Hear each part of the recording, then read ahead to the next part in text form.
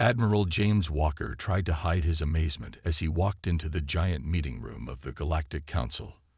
The ceiling stretched so high that it disappeared into darkness. Huge pillars made from strange blue stone lined the walls. The room was built to make visitors feel small, and it worked. "Remember why we're here," Walker whispered to his team of 5 human representatives. "Earth is counting on us." 37 alien species watched from their tall seats as the humans approached the center of the room. Some had too many eyes. Others had skin that changed colors. A few looked almost like giant insects. All of them stared down at the humans with what Walker could only read as cold interest. At the highest seat sat the Vex High Chancellor, Mordecai. His gray skin was wrinkled with age, and his long fingers tapped impatiently on the arm of his chair. The Vex were the oldest species in the Council and acted like they owned the galaxy. "Humans of Earth," Mordecai's voice boomed through the chamber. "We welcome you to galactic civilization." Walker nodded. "We thank the Council for this meeting. Humanity is eager to establish peaceful relations with—" "Yes, yes," Mordecai interrupted. "We have prepared terms for your integration." A hologram appeared in front of Walker. He read quickly, his face growing darker with each line. These weren't fair terms. They were demands. Earth colonies would be limited to 10 systems. The human military would be reduced by 80%. Earth would pay 35% of all mining outputs as protection fees. Human ships could not travel beyond approved routes. Earth technology would be supervised by Council observers. Walker looked up. "These aren't terms for peace. They're terms for surrender." A ripple of what might have been laughter moved through the alien representatives. "Your species is young and violent," said a red-skinned alien to Mordecai's right. "These measures ensure the safety of all." Walker stood straight. "Humanity has overcome its violent past. We've united our planet and reached the stars peacefully." "After how many wars?" asked another alien, this one with 4 arms. "Your history is soaked in blood." "And yours isn't?" asked Lisa Grant, Earth's chief diplomat, stepping forward. "Every species has its dark chapters." Mordecai waved a long hand. "Enough debate. These terms are generous for a species so new to space travel. You should be grateful for our protection." Walker held back his anger. "Protection from what exactly?" "From the dangers of the galaxy," Mordecai said, his voice suddenly cold. "There are threats you cannot imagine lurking in the darkness between stars. Without us, you would not survive a century." Walker exchanged glances with his team. They had come hoping for real talks, not threats. "We need time to consider these terms," Walker said finally. "Take 3 Earth days," Mordecai said, "but know that these terms are not open to significant changes." As the human team left the chamber, Walker felt a chill run down his spine. He had expected tough negotiations, but this was different.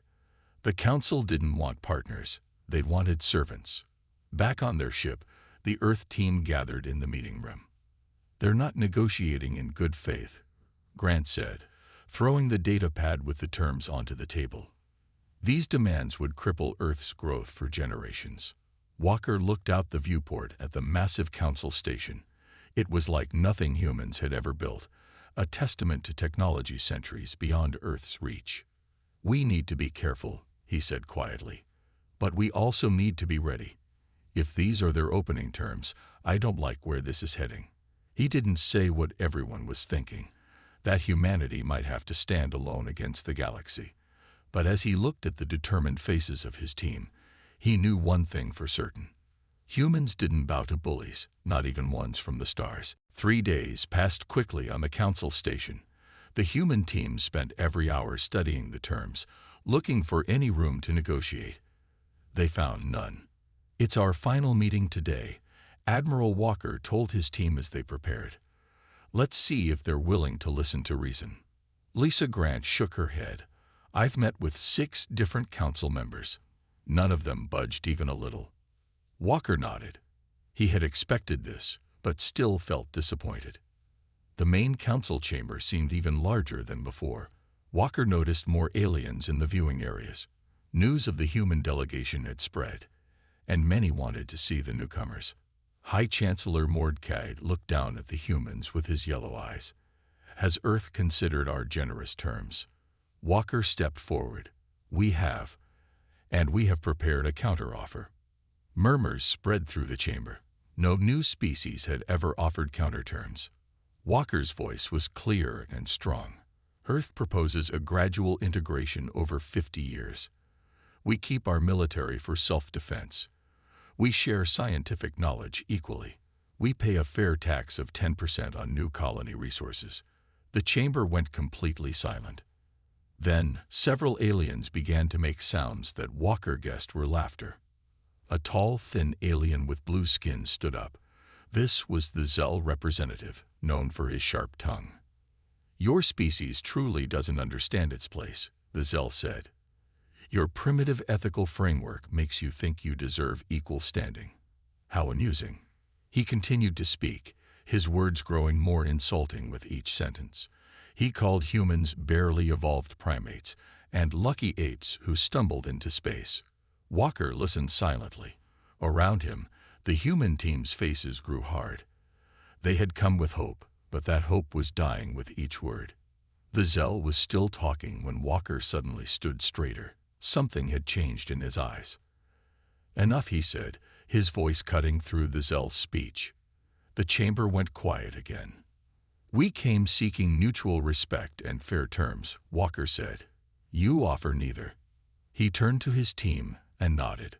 Without a word, they began collecting their notes and devices. The council members watched in confusion as the humans packed up. What are you doing? Mord, Kay demanded. Walker looked up at him. We're leaving. Leaving? The talks aren't finished, Mordecai said, true surprise in his voice. Yes, they are, Walker replied. Earth didn't send us to accept surrender terms. We came to meet new friends and allies. Clearly, that's not what the council wants. The human team formed a line behind Walker and began walking toward the exit. The chamber erupted in shocked voices. Your species cannot survive alone in this galaxy.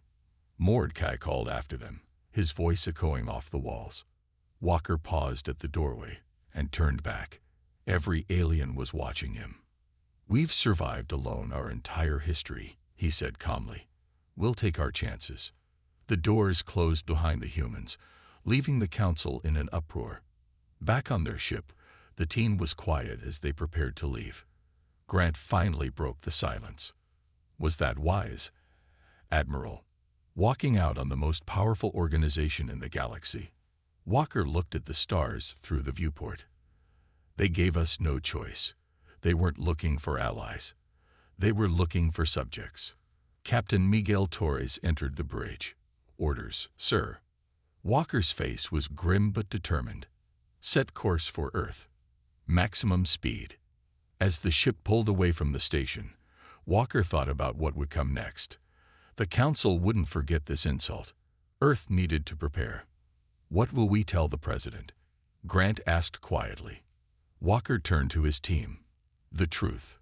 That humanity stands alone against the stars. And that we need to be ready. The ship jumped to faster than light speed, leaving the council station behind. None of the humans looked back. Earth would need to change quickly.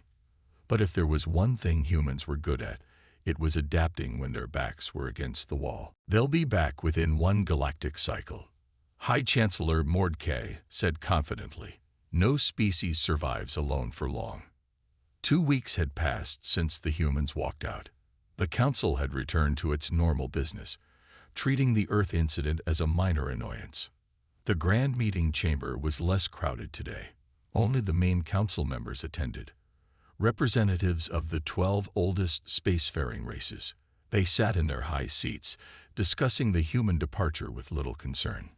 Perhaps we should send a small fleet to Earth, suggested the Zell representative.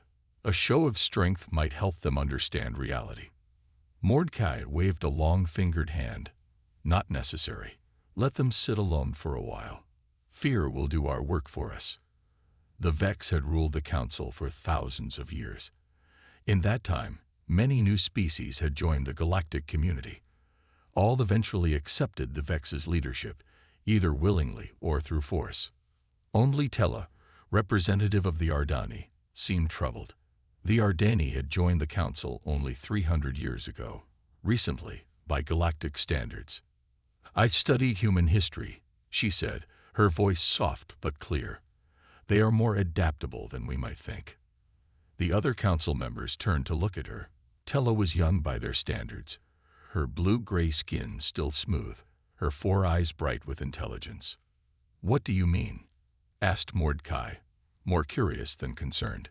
Tella stood, activating a hologram. It showed Earth's history of wars, technological jumps, and societal changes. In just 300 years, they went from horse-drawn carriages to spacecraft, she explained. Their entire history is marked by rapid adaptation to new threats. The Zell laughed, a hissing sound. "Many species develop quickly, then plateau. Humans are no different." "Perhaps," Tella conceded, "but I recommend caution. Cornered animals are often the most dangerous." Mordecai sighed. "Your concern is noted, Tella, but unnecessary. Humans will soon learn that survival in this galaxy requires cooperation, on our terms." The meeting moved on to other matters. No one paid attention when a junior officer quietly entered and handed a report to Mordecai's assistant. Later that day, in his private chambers, Mordecai finally read the report. It described unusual activity at human border colonies, increased mining operations, new construction, ships moving in patterns that suggested military training. For a moment, Mordecai felt a flicker of concern. Then he dismissed it. What could one young species possibly do that the Council couldn't handle? He placed the report in his low-priority stack and promptly forgot about it. Over the next few months, similar reports arrived. All noted the same thing. Earth was busy. Too busy, and strangely quiet in their communications with other species.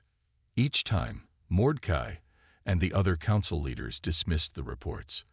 The Vex had ruled for 10,000 years. Humans had barely left their planet. There was no comparison. "Let them play with their ships and stations," Mordecai told the council when Tella raised concerns again. "When resources run low or pirates attack their colonies, they'll come crawling back." What no one on the council understood was that humans had no intention of crawling anywhere. In a secret facility deep within Earth's moon, Admiral Walker stood before the leadership of Earth's United Nations. "The council gave us 3 options," he said, looking at the serious faces before him. "Submit, die, or become strong enough that they must respect us." The president of the United Alliance nodded. "Then our path is clear." On screens around the room, plans appeared. New ship designs, weapon systems, defense networks. Many were based on tiny glimpses of council technology the human delegation had managed to record during their brief visit. "How long do we have?" asked the Chinese representative. Walker's face was grim. 6 months, maybe a year before they notice what we're doing. After that, we need to be ready." Across human space, a quiet revolution was beginning. On Earth and every colony, people worked with a single purpose. The Council had made a critical mistake. They had threatened humanity, and then they had looked away. 6 months passed since the humans walked away. The Galactic Council had almost forgotten about them when the first report came in. "High Chancellor, we've lost contact with Mining Outpost K-12, a Vex officer reported. Mordecai barely looked up from his other work. "Equipment failure, most likely. Send a maintenance team." 3 days later, the maintenance team arrived at the outpost near the edge of human space. What they found was puzzling. The outpost wasn't damaged. It was simply empty. All the Vex workers were gone, along with key equipment and data cores. The team leader sent his report, which ended with one strange note. "Footprints found don't match any known Vex pattern." Before the council could investigate further, 3 more outposts went silent. Then a research station. Then a small colony. All showed the same pattern, no signs of violence, just hasty evacuation and missing technology. In the council chamber, the mood had shifted from dismissal to concern. "This is no coincidence," Tella said, standing before the other representatives. "These facilities are all within 2 jumps of human space." The Zell representative hissed. "Are you suggesting humans are responsible? They don't have the technology to prevent our sensors from detecting their ships." "Perhaps they didn't 6 months ago," Tella replied quietly. Mordecai finally took the matter seriously when the Zell's largest trade station near human space went dark. 5,000 Zell and various other species gone. "Enough," he declared. "Send the 8th Fleet to the human border. Find out what's happening." Captain Lorix of the Vex military stood on the bridge of the largest warship in the 8th Fleet. 22 vessels moved through space behind him, a show of force that had made many species surrender on sight. "We're approaching the last known position of the trade station," his navigator reported. "Scan for debris or escape pods," Lorix ordered. "Sir," the sensor officer suddenly called out. "New contacts ahead."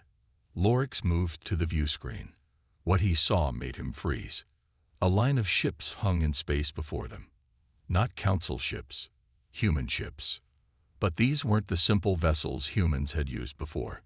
These were massive, dark warships with sleek lines and weapons ports that glowed with energy. Behind them, half hidden in the shadow of a moon, were orbital platforms bristling with what looked like defense systems. "How many?" Lorix asked quietly. 43 ships detected, sir, and 18 orbital platforms. More may be hidden." "Impossible," Lorix whispered. "Humans couldn't have built all this in 6 months. Unless they were building in secret long before they met us," he realized. "Sir, we're receiving an automated message from the human fleet." A simple text message appeared on screen. "This is United Earth Defense Force Border Patrol. You have entered restricted space. Maintain current position. Do not approach closer than 100,000 kilometers." Lorix's second in command, a young Vex named Pax, moved to his side. "They're bluffing," Pax said confidently. "Those ships probably look more impressive than they are. We should show them what real warships can do." Lorix studied the human formations carefully. Something about them seemed odd, familiar. "Those formations," he said slowly, "they're similar to our own battle patterns, but with variations I've never seen." "Sir, they've been studying us," Lorix realized, "watching how we fight." A chill ran down his spine. The Council had dismissed humans as primitive, but these ships told a different story. This wasn't a hastily assembled defense. This was a carefully prepared welcome. Lorix made his decision. "We hold position. No aggressive moves." "But sir, our orders." "Our orders were to investigate, not start a war," Lorix cut him off. As the Council fleet maintained its position, more human ships emerged from behind planets and moons. They took positions in precise formations, their weapons ports glowing but not firing. The message was clear: "We are ready for you." Lorix opened a channel to High Chancellor Mordecai. The Council needed to know. Humanity was no longer hiding. High Chancellor Mordecai paced in the Council chamber, his long robes sweeping the floor. Captain Lorix's report had disturbed him deeply. "This is unacceptable," he finally announced. "Humans cannot be allowed to build a military presence of this size without Council approval." The 12 senior Council members murmured in agreement. Only Tella remained silent. "I authorize a corrective action," Mordecai declared. "Captain Lorix will demonstrate our power and remind the humans of their place in the galaxy." Back at the border, Lorix received his new orders with a heavy heart. 20 years of military service had taught him to recognize dangerous situations. This was one of them. "Sir, the humans have sent a message," his communications officer reported. "They say any hostile action will be met with equal force." Lorix nodded. "Send the response," the Council ordered. The message was simple. By order of the Galactic Council, human forces must stand down and submit to inspection. Failure to comply will result in immediate action. The humans didn't respond.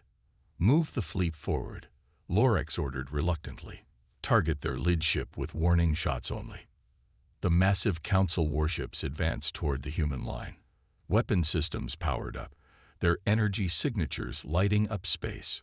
"Sir," the sensor officer called, "the human ships are changing." On the view screen, Lorax watched as the human vessels shifted position. Some seemed to shimmer and partially disappear from sensors. Others rotated to present different weapon arrays. "Fire warning shots," Lorax commanded. 2 kilometers from their flagship. Energy beams lanced out from the Council ships, but something strange happened. The beams curved slightly before they reached their target, missing by much more than 2 kilometers. "What happened?" Lorax demanded. Before anyone could answer, the sensor officer shouted, "Energy spike from human vessels." Space lit up as the human ships opened fire, but not in the way anyone expected. Their weapons didn't fire in the normal blue-white energy beams of standard space weapons. These were different, pulses of green light that seemed to phase in and out of normal space. The first shots hit a Council cruiser. Instead of impacting against its energy shields, they passed right through them like they weren't there. The ship's hull cracked open, venting atmosphere into space. "Impossible," Pax shouted. "Nothing can bypass our shields." But the evidence was right in front of them. 3 more Council ships were hit, their shields useless against the strange human weapons. "Return fire," Lorax ordered, knowing it might be too late. The Council fleet unleashed its full power. Energy beams and plasma torpedoes streaked toward the human line. But most missed their targets completely, as if the human ships weren't quite where they appeared to be. Those shots that did connect revealed another surprise. The human ships had energy shields, technology that should be far beyond their capabilities.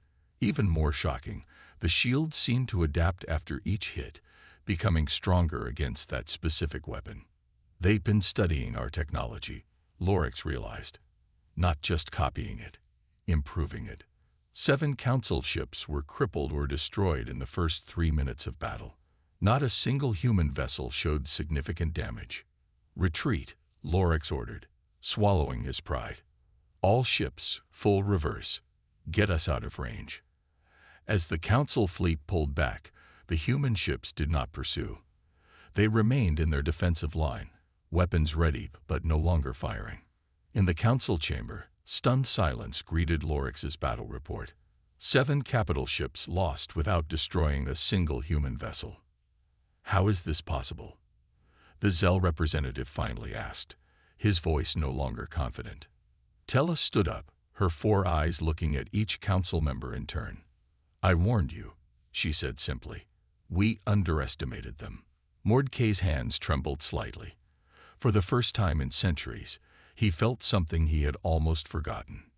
Fear. 2 weeks after the failed attack, border skirmishes spread along human space. Most ended the same way, with Council ships retreating after taking heavy damage. In one battle, something unexpected happened. A human officer was captured when his small scout ship was disabled. The Council military brought him to a secure base for questioning.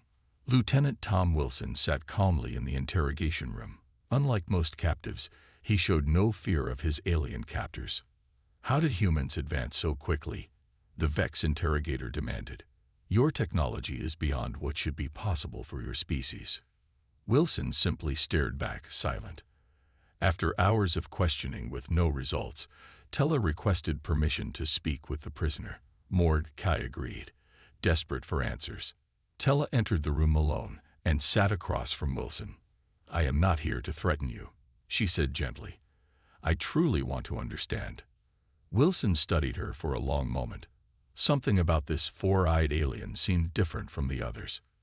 "You really want to know?" he finally asked. "We never wanted war." "Then why prepare for one?" Tella asked. "Because you left us no choice," Wilson replied. "When Admiral Walker returned from the peace talks, he brought back more than just rejection. He brought data." Wilson leaned forward. Our scientists studied the council station while we were there. We learned two important things. Tella waited, her 4 eyes fixed on him. First, your technology isn't as advanced as you pretend. You've been using the same systems for centuries with little improvement. Wilson's eyes hardened. Second, and more important, we discovered that the Vex and their closest allies have been holding back other species, keeping them dependent. Tella's breathing quickened. This was something many newer council species had suspected but could never prove. How? She asked quietly. By controlling access to key resources, by sabotaging independent research, by making newer members think they need council protection when they don't. Wilson's words hung in the air between them. We decided that if the council wouldn't accept us as equals, we would have to protect ourselves, he continued. But we didn't just build weapons. We reached out. To whom? Tella asked, though she already suspected the answer. To other species like yours. Those who joined the council recently. Those who are treated as second-class citizens. In the council chamber, chaos erupted. Tella had shared Wilson's revelations, and several representatives of newer species were demanding answers. Is it true? The Ardani representative shouted at Mordecai. Have you been deliberately keeping us technologically dependent? The Zell representative stood. These are human lies. They're trying to divide us. Then explain why our scientific breakthroughs mysteriously fail whenever we research certain technologies, demanded the Norva representative, another newer species. As accusations flew, an aide rushed into the chamber.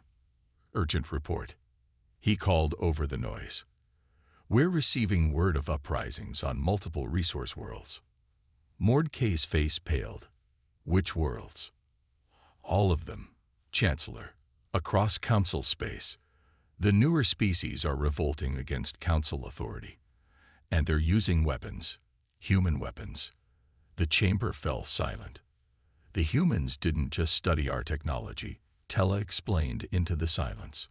They shared their innovations with those of us you've kept down for generations. They offered respect instead of dominance. Mordecai slowly sat down, the weight of understanding finally hitting him. Humans hadn't been planning for war with the council. They had been planning a revolution. In his private chambers later, Mordecai reviewed reports of council authority collapsing across multiple sectors. 6 species had already declared independence from council rule, forming some kind of alliance with humans. A message from Admiral Walker appeared on his screen. You still have a chance for peace, but this time, as equals. Mordecai closed his eyes. The universe had changed forever, all because the council had refused to treat one species with respect. 1 year had passed since humans walked away from the peace talks. The galaxy had changed more in that year than in the previous 1,000. Admiral James Walker stood outside the council chamber, straightening his uniform. With him were representatives from 6 former council species who now formed the coalition of independent systems alongside humanity. Are you ready, Admiral? Asked Tella, who had become Earth's strongest ally. Walker nodded.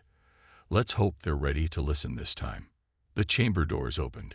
Inside, the room looked the same, but the mood was entirely different. Many seats stood empty. The Vex still led the council, but their power had shrunk dramatically. High Chancellor Mordecai watched as Walker and his allies entered. The human walked with confidence, not the uncertainty of his first visit. Admiral Walker, Mordecai said, his voice lacking its former power. The council welcomes you. Walker looked up at the remaining council members. I notice your welcome sounds different this time. A few nervous laughs came from the coalition representatives. Much has changed, Mordecai admitted. The council is diminished. Indeed it was. The Vex-dominated council had lost half its members to the new coalition. Their trade routes were disrupted. Their resource worlds were in revolt. Their military had suffered defeat after defeat. We are here to discuss terms for peaceful coexistence, Walker said, taking the center position where once he had stood as a supplicant. The coalition has prepared a proposal. A data package was transmitted to each council member. As they viewed it, their expressions showed surprise. "These terms are fair," said the Zell representative, sounding confused. "Did you expect revenge?" Walker asked. "We don't want war. We never did. We just refuse to be treated as inferiors." Mordecai studied the terms carefully. Trade agreements, mutual defense pacts, technology exchange programs, all based on equality, not dominance. "Why offer peace now?" Mordecai asked. "You have the advantage. You could demand much more." Walker looked directly at him. "Because that's not who we are. Humans have spent too much of our history fighting. We've learned something important. True strength isn't about conquering others. It's about lifting everyone up." The chamber was silent as his words sank in. "We've changed too," Tella added. "Those of us who joined the coalition have found something we never had in the council: respect. We work together as equals, and we've advanced more in 1 year than in centuries under your rule." Negotiations continued for hours. When they finished, both sides had agreed to basic terms. A new galactic order was taking shape, one based on cooperation instead of control. As the meeting ended, Mordecai asked to speak with Walker privately. In a small room off the main chamber, the ancient Vex looked at the human with new eyes. "I must know," he said quietly. "How did humans advance so quickly? How did you unite so many species against us?" Walker smiled slightly. "The answer to both questions is the same. For most of our history, humans fought each other. We were divided by borders, languages, beliefs. We nearly destroyed ourselves multiple times." His eyes met Mordecai's. "When you threatened us, you gave us something rare: unity of purpose, all humans working together instead of against each other. And when we reached out to other species with respect instead of demands, they joined us willingly." Mordecai nodded slowly, finally understanding. "We mistook your desire for peace as weakness," he admitted. "A common mistake," Walker said. "Peace isn't the choice of the weak. It's the wise choice of the strong." As Walker left to rejoin his team, he looked back at the council chamber. The peace that would grow from today wouldn't be perfect. There would be challenges ahead. But for the first time, humans and aliens would face them as equals. All because one delegation had the courage to walk away from bad turns, and the wisdom to return with better ones.